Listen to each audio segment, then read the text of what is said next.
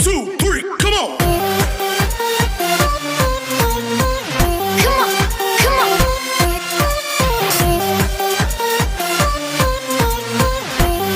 जय हिंद दोस्तों, कैसे हैं आप। आज हम देखेंगे इलस्ट्रेशन नंबर 7 यानी कि चैप्टर नंबर 3 का इलस्ट्रेशन नंबर 7, जिसके अंदर पार्टनर्स को जब रिटायर होने वाला पार्टनर्स है उसको हम कितने तरह से पेमेंट कर सकते हैं। ठीक है, तो ज़्यादातर इसमें 9 तरह के पेमेंट हम के बारे में बताया गया है कि हम 9 तरह से अलग अलग तरीके से पेमेंट कर सकते हैं। ठीक है, तो एक रिटायर होने वाले पार्टनर का हम किस तरह से पेमेंट करते हैं और कितने तरीकों से पेमेंट करते हैं उसके बारे में देखते हैं। तो पहली कंडीशन, हम 3 कंडीशन एक साथ देखेंगे, फिर उसके बाद 3 कंडीशनें और देखेंगे, फिर उसके बाद 3 कंडीशनें और देखेंगे। तो इस तरह से हम 9 कंडीशनें देखेंगे। तो अब हमारे सामने ये इलस्ट्रेशन नंबर 7, जिसके अंदर क्या बता रखा है, 3 कंडीशन है और क्वेश्चन क्या है। देखो इसमें बता रखा है ABC 3 पार्टनर्स हैं। ठीक है, कितने पार्टनर्स हैं? 3 पार्टनर्स हैं।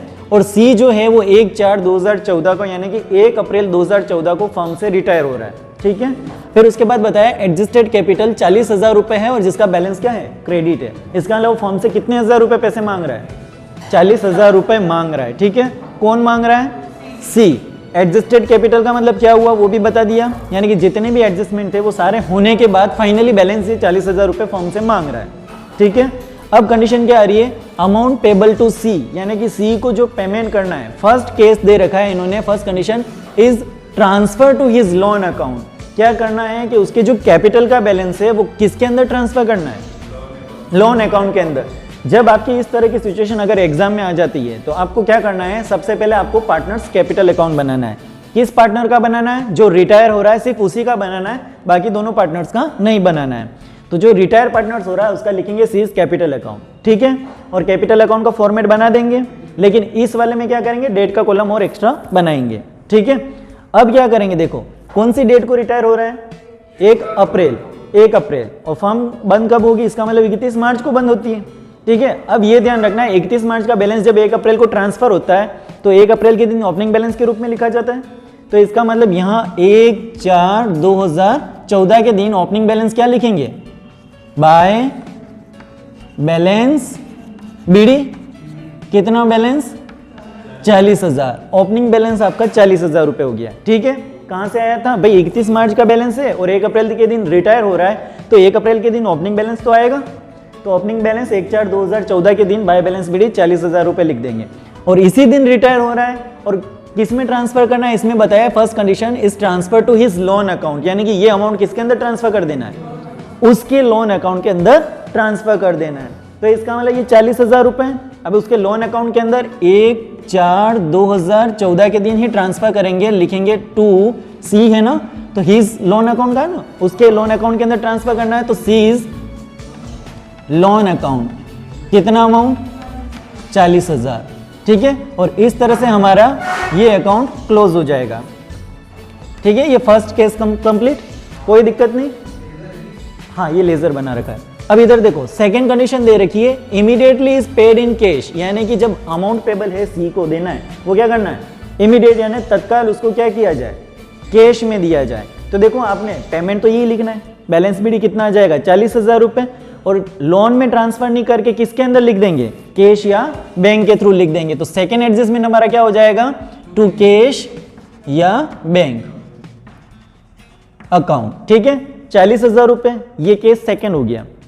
क्या किया था, फर्स्ट कंडीशन क्या थी, यहाँ हमने लोन में लिखा था, ट्रांसफर किया था। सेकंड कंडीशन में क्या है, इमीडिएटली कैश में पेमेंट करना है तो कैश लिख दिया या बैंक से ट्रांसफर कर दिया। समझ में आ गया। और थर्ड सिचुएशन दे रखी है, paid 50% in cash and 50% amount transfer to his loan account, यानी 50% अमाउंट तो आपको क्या करना है, कैश में पे करना है, और 50% आपको उसके लोन अकाउंट के अंदर ट्रांसफर करना है। तो देखो यहाँ पर 40,000 का 50% कितना होता है, 20,000 रुपये। तो इसका मतलब जो कैश में पेमेंट करना है वो कितना करना है, 20,000 रुपये, और जो 1/4/2014 के दिन बाकी का बचा हुआ बैलेंस यानी कि 50% अमाउंट क्या लिखेंगे, very good, to C is loan account लिख करके और अमाउंट लिखेंगे 20,000। तो इस तरह से हमारे 40,000। तो अभी तक की 3 सिचुएशंस हो गई।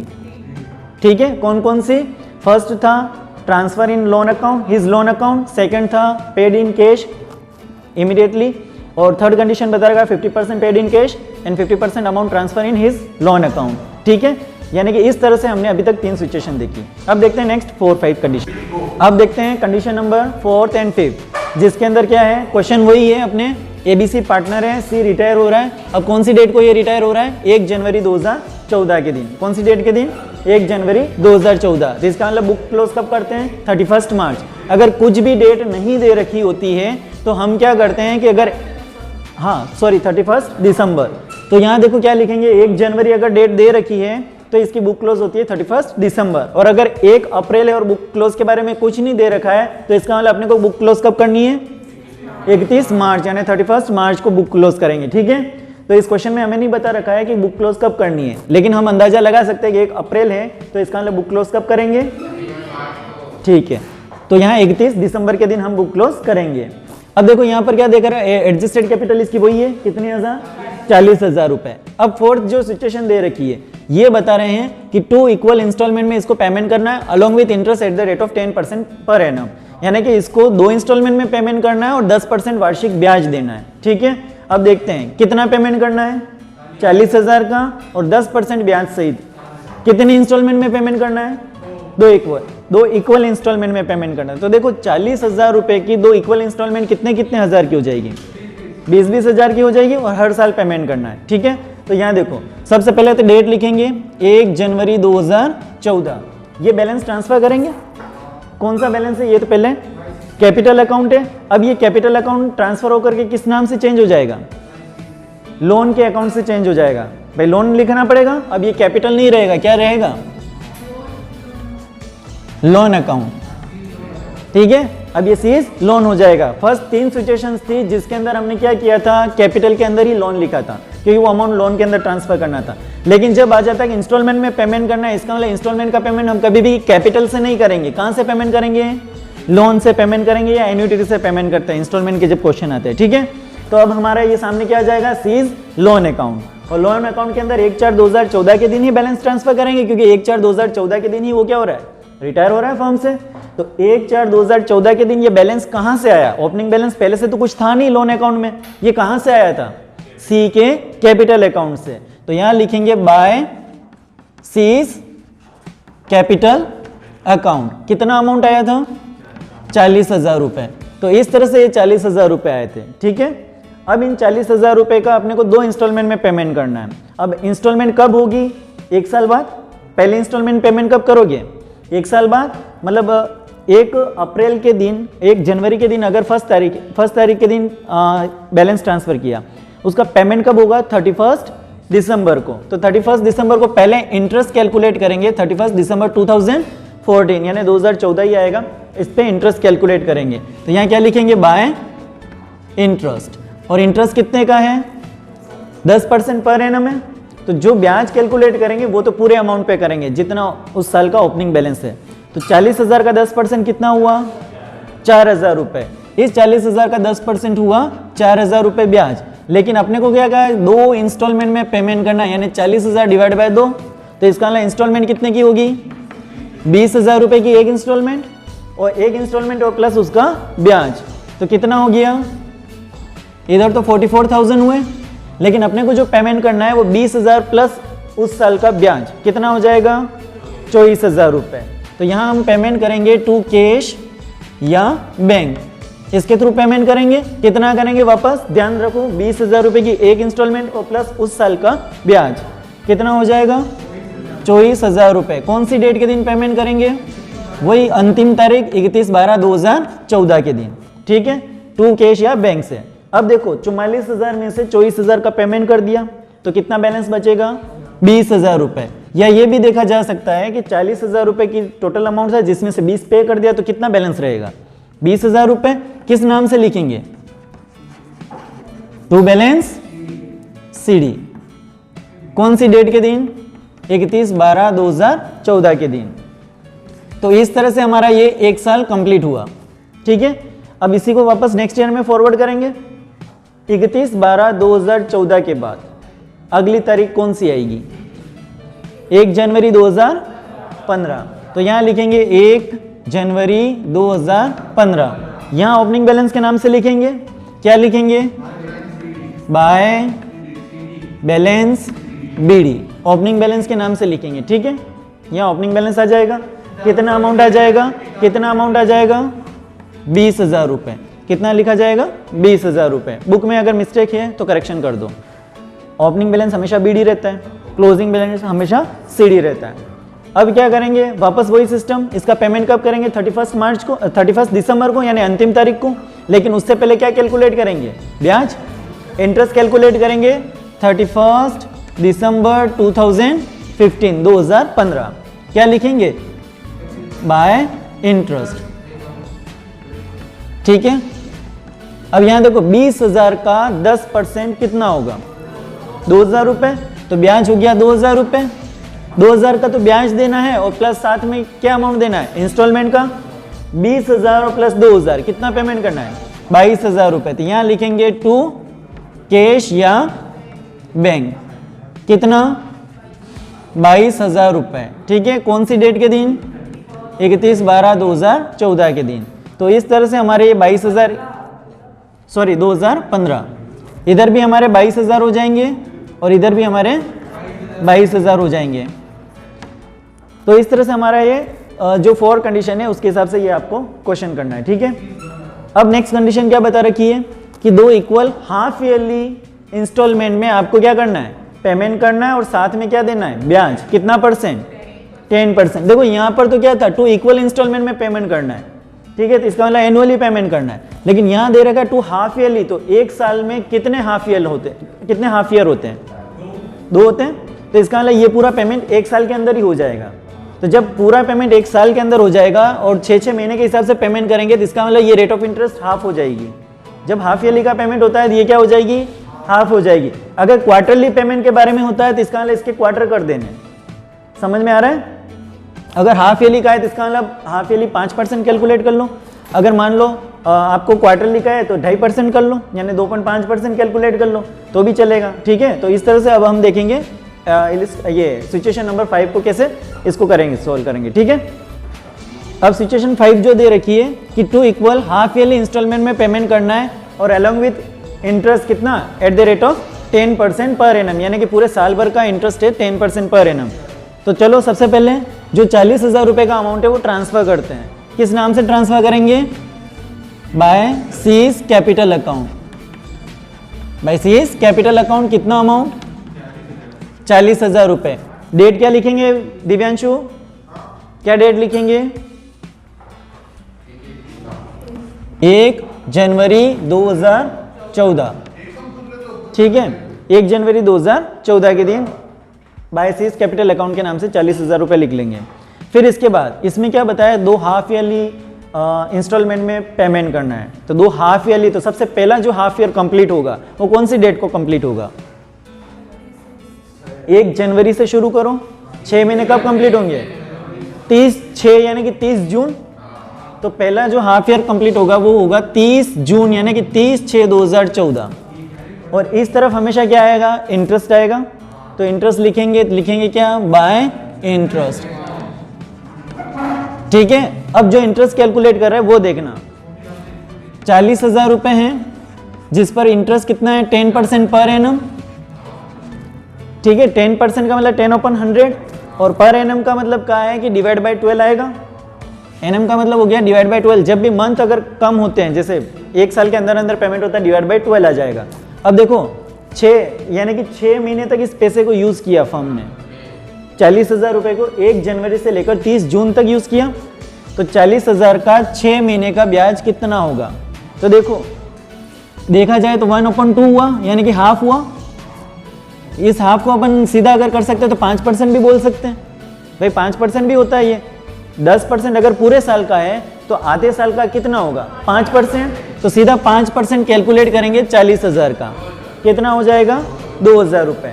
तो इंटरेस्ट कितना बना, 2,000, और 2 इंस्टॉलमेंट में ही पेमेंट करना है।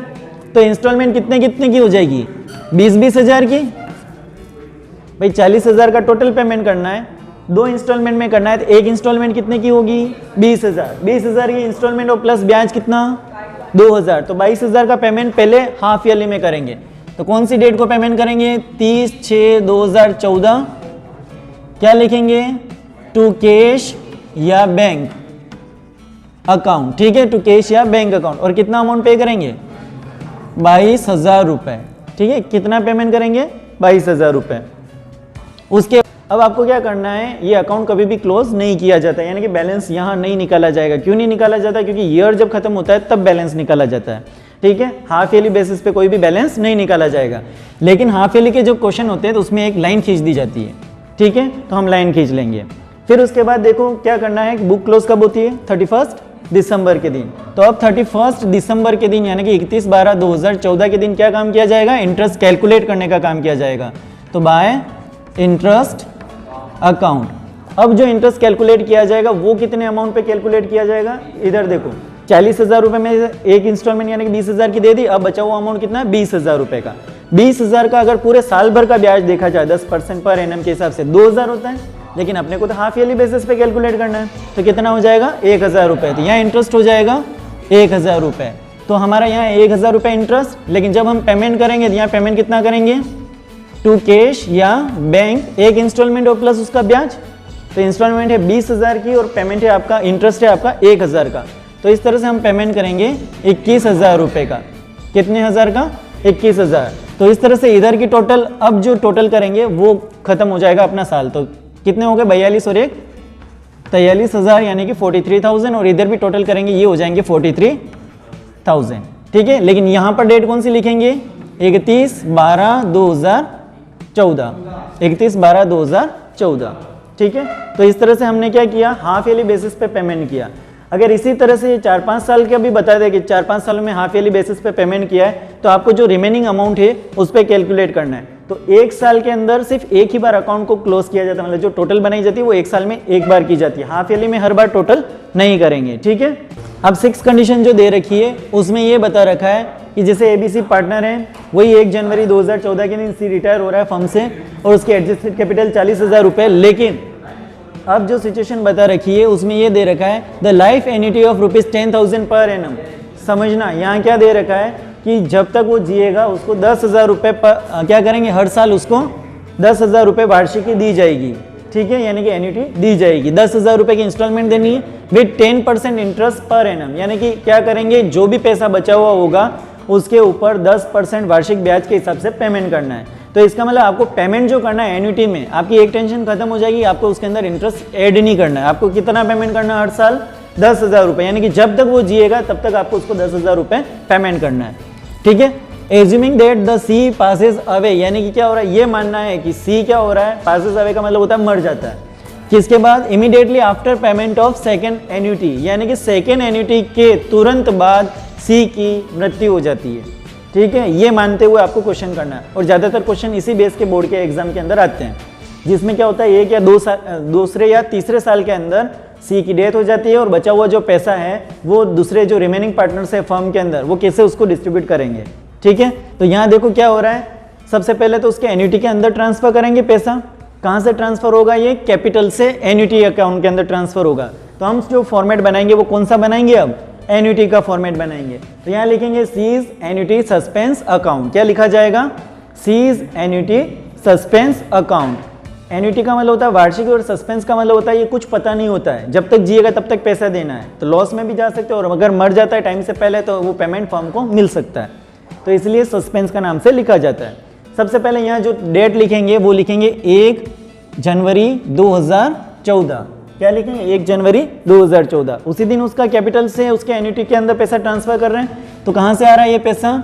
Bye C's capital account. कितना अमाउंट आएगा? 40,000 रुपये, ठीक है। तो 40,000 रुपये का अमाउंट हमने किसके अंदर ट्रांसफर कर दिया? एन्युटी अकाउंट के अंदर ट्रांसफर कर दिया।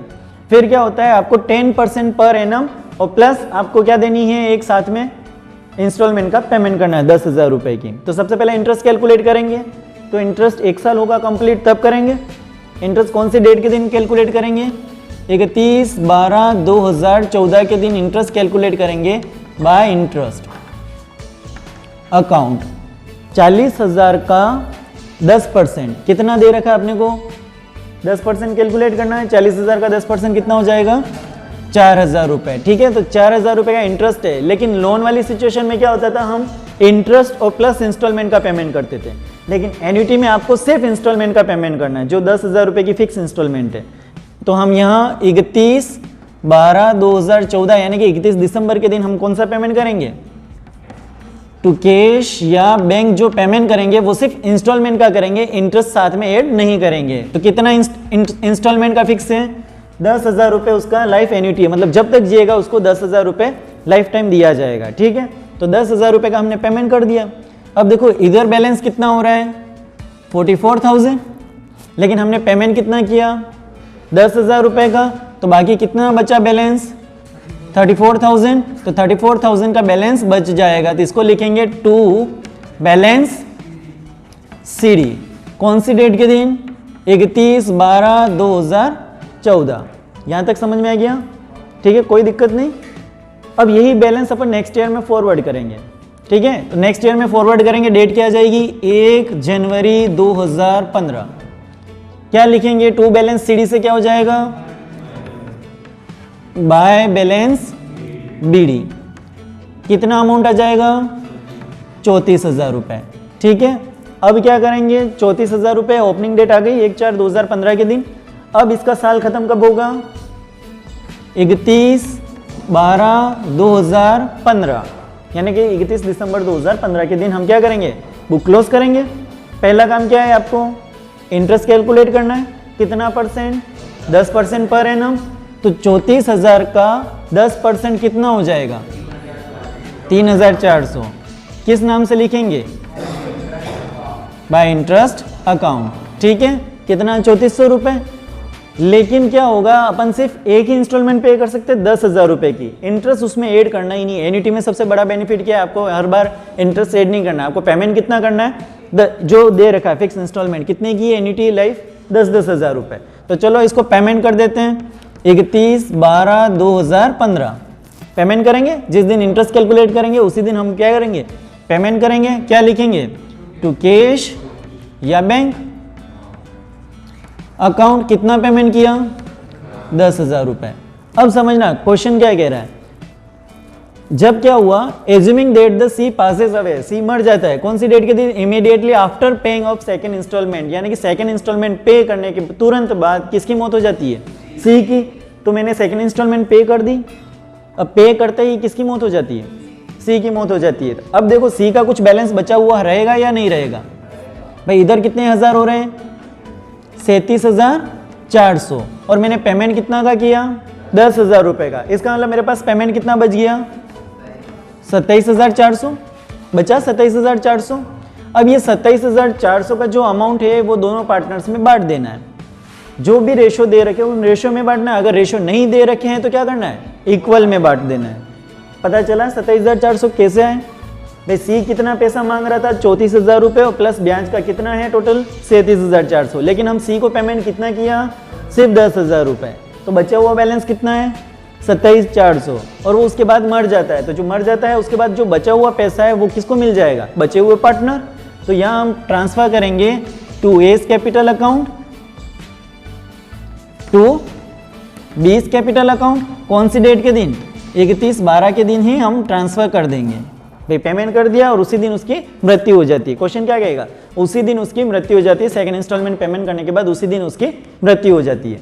अब देखो 27,400 को दोनों को हाफ हाफ पेमेंट करेंगे। कितना होगा? 13,700। तो 13,700 ए को देंगे, 13,700 बी के अकाउंट में ट्रांसफर कर देंगे। तो इस तरह से हमारी टोटल कितनी हो जाएगी? 37,400। ठीक है। तो दोस्तों आपको हमारा ये वीडियो कैसा लगा आप हमें ज़रूर बताइए। आप हमारे इस वीडियो को लाइक कीजिए, शेयर कीजिए और चैनल को सब्सक्राइब कीजिए। Thank you.